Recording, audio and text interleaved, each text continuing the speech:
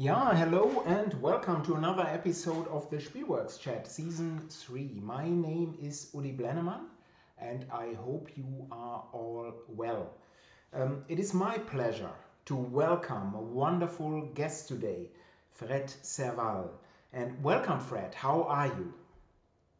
Hi, I'm well, Uli, and thanks for inviting me. I'm really happy to be here. It is really my pleasure that you are taking the time here to being here. And hello, Stefan. Designer Stefan Risthaus is here. Good seeing you. Yeah, and if you are having questions and comments today, please put them in the chat window and Fred will surely gladly answer. Before we start, let me ask you to check out the news sections of my website. There are news on Spielworxx, Spiel at Essen and Conworks, which is happening on October 1, so right before the Essen convention. And here is the link to that. And plus, we will also have Ostia Spiele at the Essen booth, so Stefan here. The location is Hall 6, H102. We are having the full range of Ostia products available for sale, and One Card Wonder, which is Ein Kartenwunder in Germany, will be available to be played at a dedicated table. And really take a look at this handsome production Ostia did here. Okay, and there is also Mo. Hello to the designer of the cost. Good seeing you. Hello to Texas. But now, and Kratzspitz Dolch is a wonderful name, so I really admire that name. Hello, but to start, Fred, what is your profession? What are your hobbies? Where are you living? Please let us know something about Fred the person.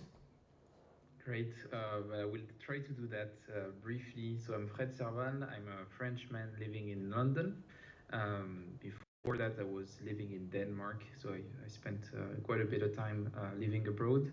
I I cannot name my company, and that's for corporate reasons. I've been talking about them, and within the realm of me talking about making board games and war games specifically, I cannot say which company I'm working for, but I can say that I work for a very big toy company that makes bricks, Ah, and I work in Denmark and all this. and I work in data strategy. I used to work in data more in the marketing side. Now I'm working for the strategy of the company. I'm working on ethical topics, also on how do we use data, etc., etc. So that's what I do. And my hobbies are I don't know what to say. Of course, I play a lot of board games. That's one of my main occupation. And I think that to design games, you need to play a lot of games. So that's using a lot of my time. But then, yeah, I also do like more regular stuff. I love cooking. What do I like to do? I've started doing some pottery, which I find quite enjoying, and I think that maybe there would be a point of connection between maybe pottery and making games, because I think you can make some really nice components while doing some of those things.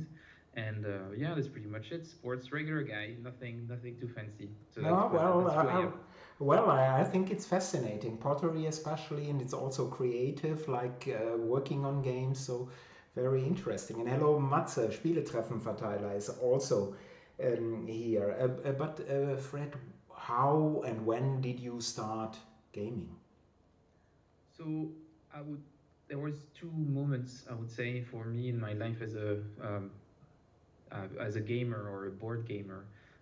I first started gaming when I was really young. I have an older brother, and we used to play a lot of Risk, especially when we were during summer. The games that we also loved to play was those adventure books, Choose Your Own Adventure. And we used to play together.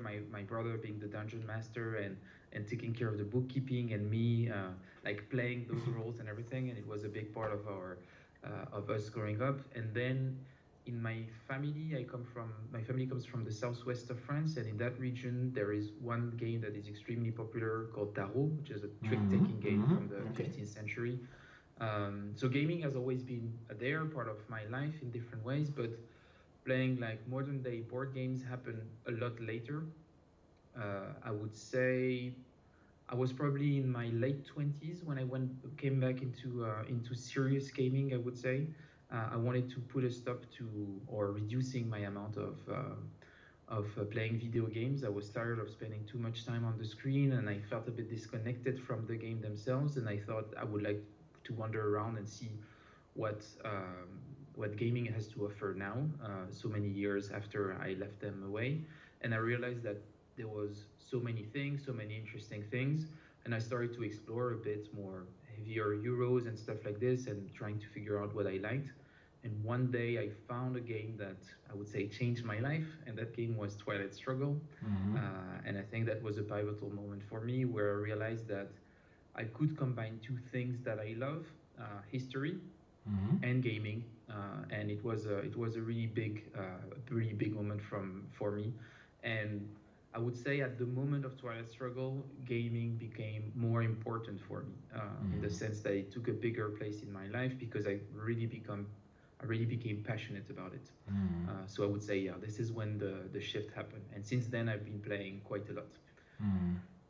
Interesting, interesting. But yeah, I think Twilight Struggle. So if you're going back for a longer time, I think a lot of people entered the hobby with Dungeons and Dragons, and with at the same time with Avalon Hill, sometimes SPI wargaming titles. And then we are seeing that quite a few people in the 90s entered the hobby via magic cards. And nowadays, although the game of course isn't fresh, but I know quite a few people who got into gaming via Twilight Struggle. It's interesting because it has these qualities. It's interesting, history based, and doesn't have a 50-page rules booklet. So It's interesting that you're mentioning Magic the Gathering because it's the last game that I played as a kid. I was saying that my early period where we played a lot of Risk and those kind of stuff. Quite early on, my brother brought back some cards of Magic the Gathering, and he showed it to me, and we started playing a lot. I think up until I was 14, something like this, we played a lot of Magic the Gathering. Then when I stopped, one of the games that made me come back was Magic the Gathering, and I was like, it was the way for me back in because it was the thing I was the most familiar about. And maybe in a way that's probably why Twilight Struggle struck me that much is that card games has always been really important for me, and I didn't expect a card game to do that or to have to mix cards and the board and history. I didn't expect this to exist, but I think I was such a good recipient of that game because I had this also history with Magic the Gathering. Yeah. And there's also Matt Wolf, designer Matt Wolf. Hello. And he's already asking or making a comment. It's not a question, it's an observation. Fred, you need more Spielworxx titles on your shelves behind you. So you see, nah, you don't. So just to be clear, this is only part of the collection. You have a second half here, and I think there might be some Spielworxx title in there, and then you've got the storage, so you don't have the full overview of the collection. No, all is well.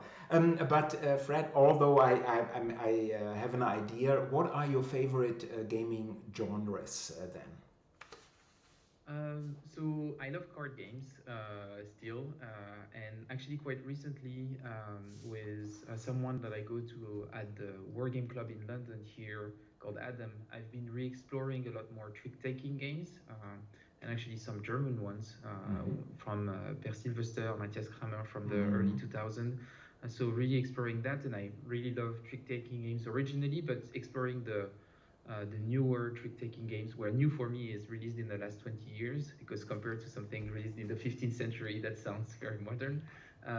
So yeah, exploring this a lot. So this I love trick-taking game overall. And then of course I love historical board games. And I say historical board games and not war games is because I like to take this genre as a bit wider than it usually is.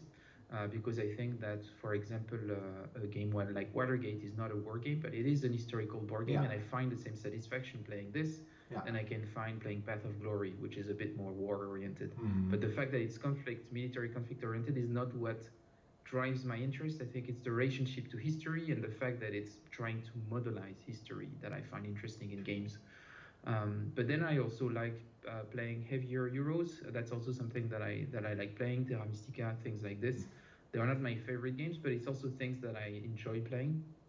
Uh, yeah, but I like actually still being pretty open to any kind of types of game. I think it's always also very inspiring to explore games in different families. I think because you always find interesting things in terms of mechanics and stuff like this that can get it to inspire you to do something else. So I'm very open-minded when it comes to the type of game that I play. I don't think that they are the only games that I don't enjoy that much are social deduction games. I'm not a big fan of them, even if there are a few that I can enjoy. But I'm pretty open when it comes to game. But most of my focus is historical games, definitely. Mm. Yeah, interesting. And hello, Karthik. Good seeing you, and I hope to see you in person at Essen, Karthik. And yeah, and you mentioned Per Sylvester, Fred. And have you played, because it has a trick-taking element? Have you played Brian Boru? Yes, I played it a lot this summer. So Brian Boru was a game that I was really looking forward to because Per Sylvester is a designer that I find that I admire a lot. I think he does some really interesting things, and he's really in that weird area that I find fascinating between like the more classical types of board gaming and history, not going fully on one side or the other, and being really in this gray area that I find quite fascinating.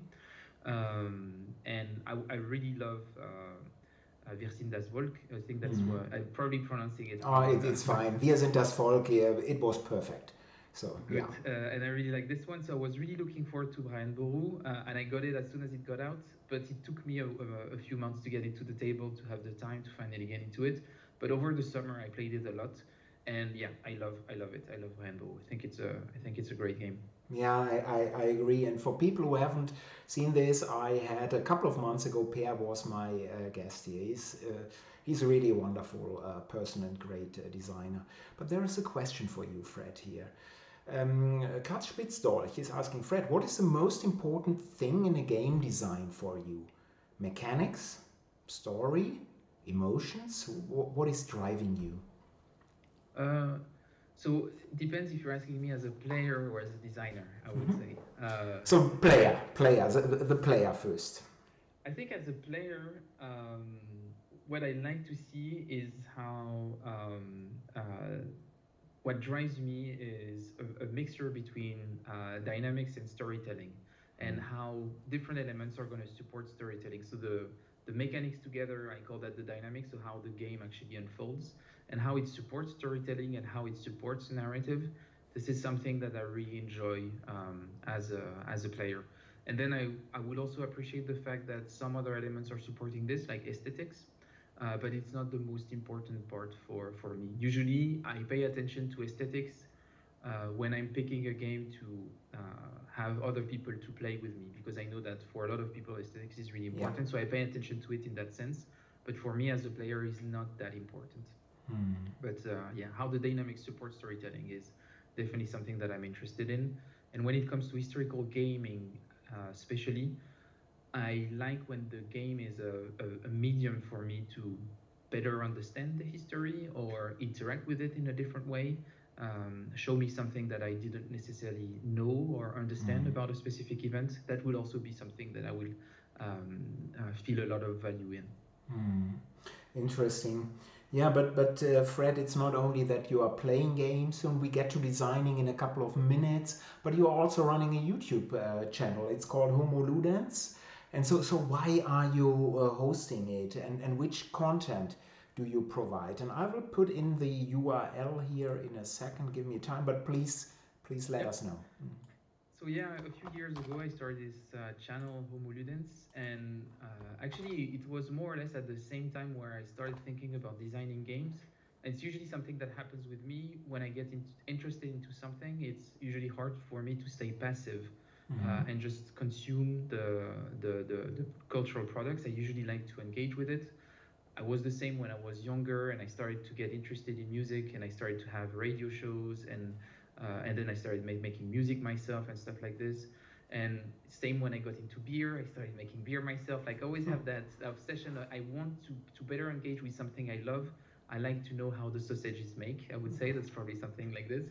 And when I started doing that YouTube channel, it was a way for me to take the time for myself to really engage deeply with historical games. And the channel is about that. It's about history and board games and how the two interact together.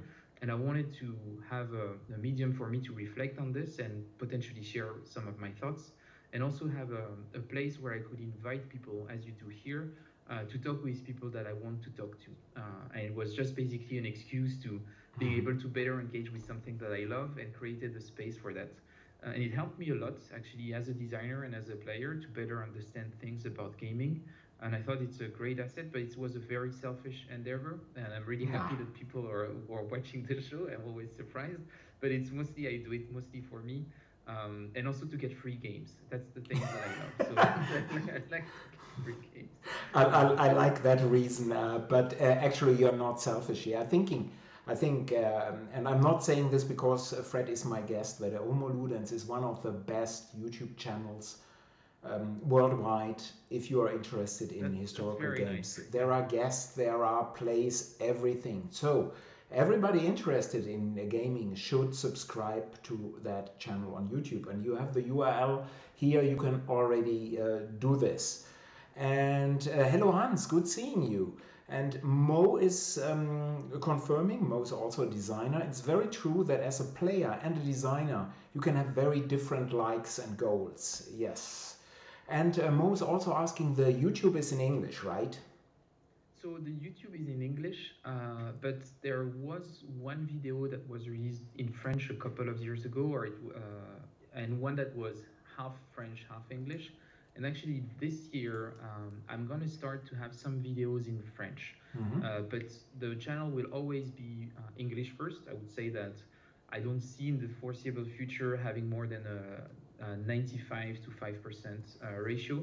But I want to start to do some videos in French in some specific cases, just because I would like also to, once again, maybe for some specific topics, I would like to be able to have them in French, maybe with some French designers that are less comfortable in English, and also to engage with another part of the hobby that is in my home country, maybe less comfortable with English, and do some content for them. But for now, if you go on the channel, you'll see only English content. It's just possible that in the future you see pop up a few videos here and there in French. Yeah, but makes perfect sense. And some people do not. I had asked some people here, because this is just in English. Well, let's face it, in my kind of English. But some people are really uncomfortable, and they said, no, we want to do this. And I think this is a great service when you're then saying, well, yes, we are doing this in French, but English is the language in gaming. It is what it is, and most people can at least get some out of it and understand it. And again, please check out this channel. You have to do this if you are in gaming. So you must. And but Fred, you are not only a game player. You are not only hosting the YouTube channel. You are also a designer, because Fred is the designer of Red Flag Over Paris, published by GMT Games in 2021, so last year. And the game is already sold out. And we were talking a little bit earlier.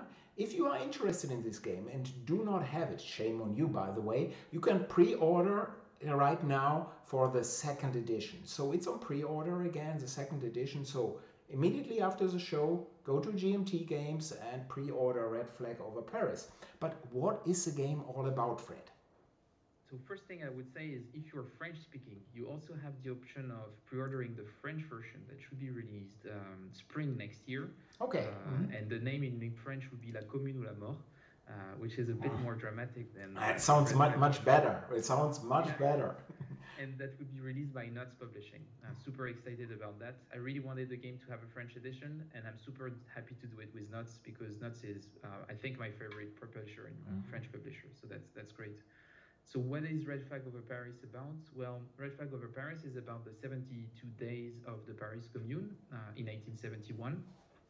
And this is something that happens at the end of the Franco-Prussian War. You have the Second Empire collapses, the French, a new republic is proclaimed. There is a bit of political turmoil. The French end up lose the war and sign a pretty brutal treaty with the Prussians. And there is something about how do you end a war that we can talk about at some point, because I think this was probably not very well handled because it was the background for the First World War that would happen a few decades after that.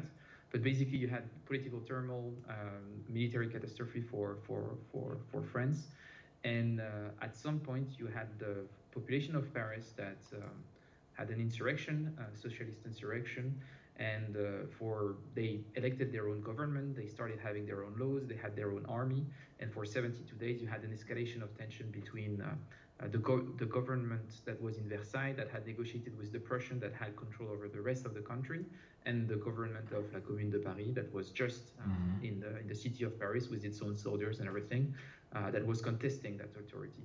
And the game is really portraying that escalation in tension. And then you have a final crisis in the end that simulates probably the last couple of weeks. So not necessarily the end only, but just the political resolution of that whole event.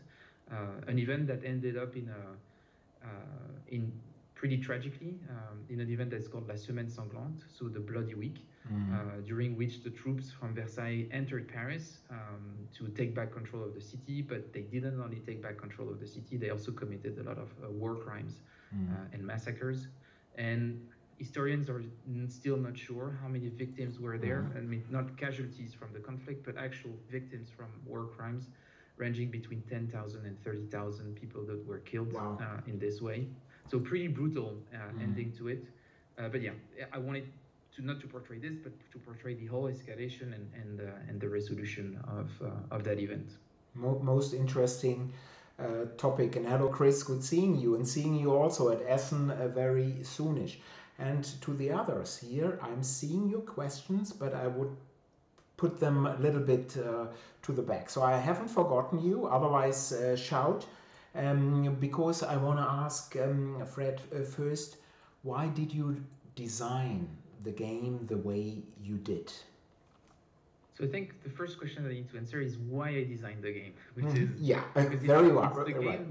It's the game that made me want to start designing, and the idea came from the fact that I really enjoyed engaging with history through gaming, and at some point I wanted to explore a bit more the Paris Commune. I started reading books, and then I just started looking for games to play on the Paris Commune because I wanted to engage with history, and I like doing this, reading book, playing a game, and really having this kind of relationship with exploring an event. And I realized that there were just no games on the Paris Commune that existed. And that was a bit of a frustration for me, and I decided that rather than complain and ask different publishers why are there no games on the Paris Commune, at that time I realized that making a war game was probably the best way for me to see a game about the Paris Commune existing. So I decided to start working on a game, and the way I approach the way I make games is I'm trying to think about two different things. On one hand, I'm trying to think about what do I want to say about the event. So what's I would say the historical model that I want to portray, what I think is important about the event, or what I want my game to convey on one hand. And on the other, I'm thinking about what kind of gaming experience I want to offer. So for who it is, how long do I think it should take, how complex it should be, and how do I want the players to feel. And I'm trying to find the best overlap I can between those two things. And this is the design space that I'm creating for myself. And this is the way I approach it. And based on this, I realized that there was a couple of games that I really enjoyed at the time when I started designing. One of them was 13 Days, that I think is a beautiful design. And another one was Fort Sumter by GMT, which I think was doing an interesting iteration on 13 Days, making it maybe a bit more, I think a bit more theme, but keeping some of the abstraction. And I thought, well, based on what I want to do, I think there is a lot of things that I can use from those games to actually create my own design. And this is where it all started. So that, yeah, and the journey started from here. The rest is history. So that's what. Yeah, of course, and I put the URL of the at least of the Board Game Geek page of the game in here, and whether because you mentioned massacres, victims between 10,000 to 30,000, and here actually pretty much of the all of this is unknown in Germany, although we are a neighboring country. Were there any problems in France that you faced having a game on this topic, or is this because it's 150 years ago that it was okayish? So in France, there is still some tension around the topic, where you will still have a bit of a friction between some parts of the right and some parts of the left around the interpretation of the Paris Commune, what it meant, and what happened. I think there is overall in the middle, especially when you're looking at academia, a pretty large consensus, left wing, right wing. There is a pretty much large consensus in the fact that it was a civil war, that there were war crimes committed, and that the government in Versailles did awful things. Even if you have sympathies or not for the socialist movement, and I think there is pretty much that agreement. But outside of academia, you have some people that maybe know less or instrumentalize a bit more history for political reasons, where you have the tension. So I would say in the academia, not really, but outside of academia, the Paris Commune still is somewhat tense topic. It's not the most tense topic in French popular culture, and one of the reasons for that is that because the Paris Commune is not that well known in France either. And one of the reasons for that it was out of school programs for a very long time. It was actually only reintroduced in high school a few years ago. And so that's one of the things that I think is interesting about the event. It is something that is really important if you come from a radical left political family. Yeah. So for the French Communist Party, it is something that is important. For most left wing, it is important, part of their culture, I would say. But general popular culture in France, not that much. But I did have a few frictions, I would say, during the development of the game, on some forums or discussions. That was mostly from, I think, misunderstandings more than anything. And I think one point of friction was probably me not being lacking a bit tact or not really thinking about how people could react to things. But there is one mechanic that is called in the game Prussian collaboration, that is still called Prussian collaboration in this, that shows the level of collaboration that the government in Versailles, their level of collaboration with the invader in Prussia. The thing, as you might know, is that collaboration in French is a very heavy word, especially when we assign it with people from Germany. Yeah, especially. And there were some people in threads that made jokes about it, that didn't think too much, that just made jokes, hinted on the fact that French bourgeoisie really liked to collaborate with Germans. And some people were pretty annoyed with the fact that some people could make those jokes. And like stuff went out of control, and I had to do a lot of explanation around, like, those are not the same things. I know that the words are similar, but I'm not saying a statement about those two things being the same things. So that was one of the things that happened. The other thing that happened is that really on in the process, I didn't have a name for the game. And on the French forum, I actually called the thread to discuss about the development of the game, where I was, it was my log, my journal, where I was saying how things are progressing and everything. And early on, I called, I think, the game La Guerre Civile en France, so the Civil War in France. And it was a reference to a book by Karl Marx that was talking about the Paris Commune and portraying it as a civil war. And a lot of people got annoyed by the fact that it was called a civil war.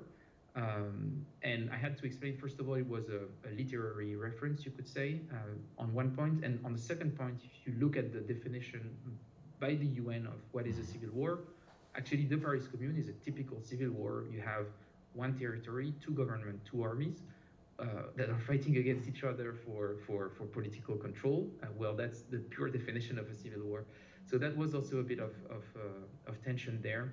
But overall, it went kind of okay. Of course, I had some people questioning the fact that I was, I don't know how to say, maybe neutral in the way I approached history and what were my biases and everything. And usually my point of view is that no one is neutral. There is no neutral No. point of view on anything. No. What is important is to be clear about where you're speaking from. That's the first thing.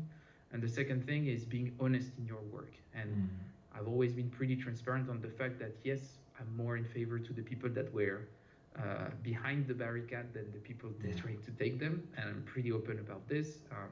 And actually, the fact that I knew about the Paris Commune was important for me is because I come from more left-wing culture, and I've been active in left-wing parties and stuff like this. So of course I have this, and I want to be very open about that. But I still wanted to do as honest a work as I could, and I think that the game shows this. Some people would actually say that it's actually easier to win with Versailles, that it's a pro Versailles game and everything. It's just because I'm trying to be as honest as I could in my design. So yeah, so those were some of the things that came up during the design process. And let me thank you. These were wonderful 5 minutes. So I really think this was well put. How you approach a topic, what problems you can have, and for me it was fascinating to learn that it's not that well known in France either. So as an event, very interesting. But we have a couple of comments from earlier. I'm getting back to them. So Mo's asking, the French gaming scene, is there a game of the year specific to your part of the world? Although Matt is already answering this. Now my pronunciation, so Fred, you have to help me. The As d'Or is the game of the year award in France. As d'Or, is this correct? Yeah, les As d'Or. Yeah. As d'Or. So it sounds much better when you are saying this, but so there was Les As d'Or, and I think you have Trick Track, that is also, which is a big board game online magazine and platform and everything that also does some prizes, but Les As d'Or is probably the biggest prize that you can have.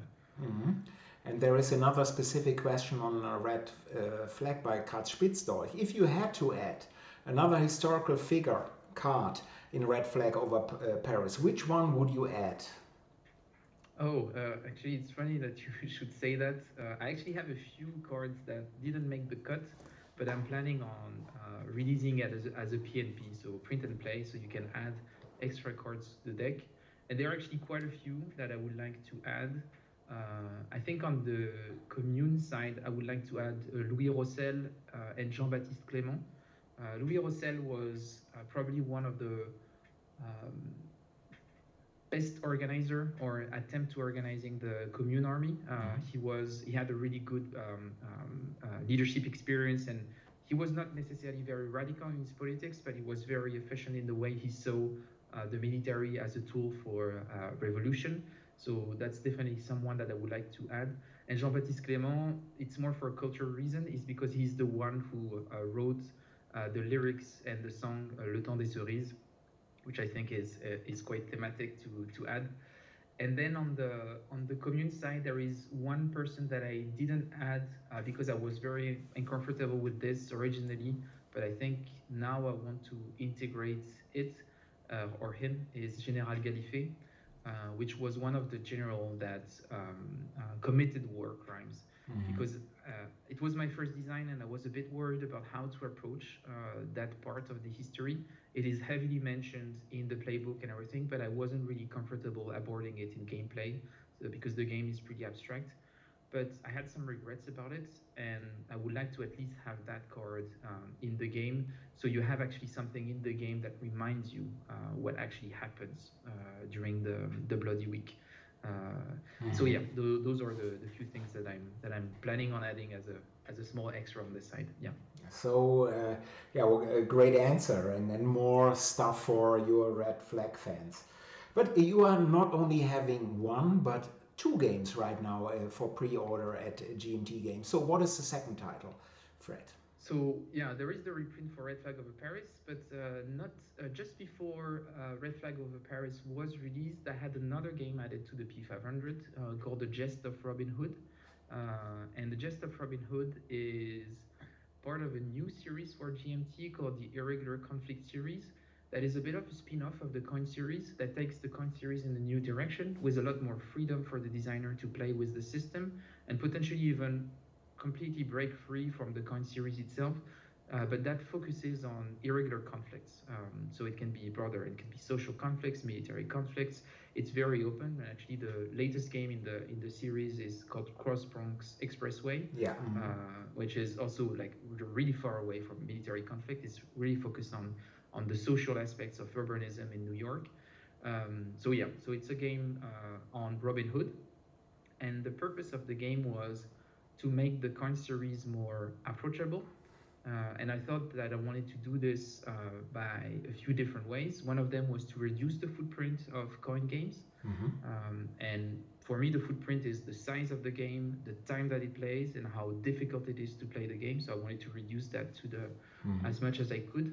And the other thing that I wanted to do is take a theme that is more approachable by everyone, because sometimes the games in the war gaming or historical gaming area can be very daunting by their topics. And I thought that Robin Hood was not daunting at all. Everybody knows Robin Hood and the Merry Men. It's easy to understand the theme and all this. And I thought it would be really interesting. And I thought it would still make an interesting historical point to depict Robin Hood and the Merry Men as guerrilla insurgents. And this goes back to some articles that were written by medieval historians in the 50s and the 60s, Marxist medieval historians, the first one being Rodney Hilton, that actually started to make that parallel between Robin Hood and the Merry Men and what he could read in the earliest tales from the 13th and 14th century. And he made the parallel with what he was seeing at his time, which was the insurrection in Cuba. There were some really interesting thoughts about state power, class domination, class struggle, and how some of it actually applied to the myth and the folk tale of Robin Hood. So this is what the game is doing. So there is still an underlying political and historical point of view, but in a very family-friendly and accessible package, I would say. So what is the playing time then, approximately? So I would say for normal players, it would be around an hour. So not that Very long. nice. But we had a tournament, and when players are pretty experimented with the game system and everything, I see players experienced player playing in half an hour. Wow. Because they know exactly how it goes and everything. But I would say most of the general audience would probably play in an hour. So coin was basically just the starting point, and Yes. then you went in different direction to have it a lot more complex. Compact. Complex. Still plays in 30 minutes, and so a lot more compact. And it's for two players, right? And it's only for two players because one of the complexity of the coin games comes from the asymmetry and the player dynamic, and it makes it like the more player you add and the more asymmetry for each faction, and that makes the complexity exponential. So I made pretty early on the decision that I would keep it a two-player dual game, which is something that was contested because a lot of the people see the value of the coin system as being multifactional, and I agree that this is actually something that is great about the coin system and that I personally enjoyed. But I think for the objective, once again, if I think about the design objective that I had, integrating that multifactional aspect was not what I wanted because of the complexity that it would bring. Doesn't mean that in the future we won't have an idea to actually introduce a third faction as an expansion or something like this. Maybe we'll think about that. But for now, I wanted to reduce the complexity. And it came with also other changes. I actually turned a bit on their head some of the concepts from the coin series, like line of communications. They are still here, but in a different way, a more thematic way, but they are still like a concept that is existing in the game. You still have this event mechanic, but it works slightly differently. And here I actually took a sequence of play from another designer that was working on the same time as I was on another two-player coin game. But this one is really a coin, so a coin multi-pack that's called the British Way, that is focusing on decolonization of the British Empire. So he has a multi-pack with 4 games, Palestine, Malaysia, Kenya, and Cyprus. And we were working on the games at the same way, so there was a lot of, and we were pretty close. We also played together, so there was a lot of contact between us. So you can see a lot of similarities between the game. And I took his a sequence of play that was really elegant, simplified to its core essence what a coin offers in terms of choices, but also gave a bit more strength to the event, which was important for me because it is based on a folk tale, and the event that I have in the deck that are sequencing my game are based on histories that come from the folk tales of Robin Hood, and I wanted the event to be a bit more powerful and a bit more present in the gameplay than in a usual con game. And then yeah, you have encounters with travelers. Like I wanted to add a lot more theme and be playful about it. You've got some hidden movements. Robin Hood is somewhere on the map, you don't know where. Stuff like this that are a bit more playful and a bit less serious and dry than you would see in a normal traditional con game, I would say. Very interesting. And hello, Steffen. And he's saying, hi, Uli, hi, Fred, wargaming forever. So, Steffen, yeah, you were around, you played with Charles Roberts at the same table in the late 50s, I think. And Steffen is saying it is good to have Fred here. He's very important for the community and creates great content. Absolutely, I agree.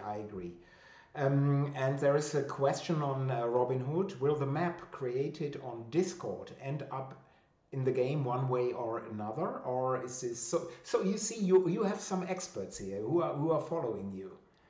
So yeah, there was a fan that made a map based on an old medieval map from almost the same era. That was a really good map.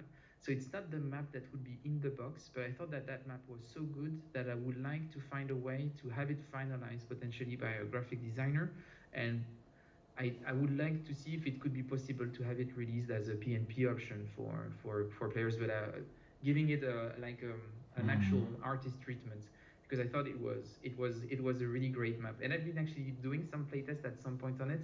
The thing is that we did some changes to the board, and I couldn't ask that person to actually also follow up the pacing of the testing and everything. But yeah, I would actually hope that. And I usually encourage and I try to support people who do extra content to my games. I don't think that once my games are out or even in the process of development, as soon as they are out as potential products, I think they are not really belonging fully to me. In a way, they are also belonging to the people that I work with, the graphic designer, my developer, with which I have a very close relationship, Joe Dewhurst, in the design process. But I also like the idea that the game gets also another life with the people playing it, and that they take control over it in some way. So if they develop variants for it, I'm very supportive of it. If they want to have extra cards for it, I'm also very supportive. So, and this map for me goes in that direction of taking the game and doing something slightly different. People engaging by doing is also something that I support a lot. Interesting, yeah. And so you are having these two games on pre-order, but you're working on another game right now. And here I'm interested not to hear any great details about mechanics, Fred, but it's a topic that I can think in France is very controversial still at this time. It's a war in Algeria, which is not 150 years, which did not happen 150 years ago, and of course you are seeing a lot of the results even today. Can you please tell us something more? What are you facing here? How do you approach this most difficult topic, and what you're doing? So I would agree that it's a way more difficult topic to talk about from a French perspective, because as you say, this one is still very sensitive. It was 70 years ago that it started, because it started at the events, as they were called at the time in France, in 54. So it's way more fresh, and this is very well known.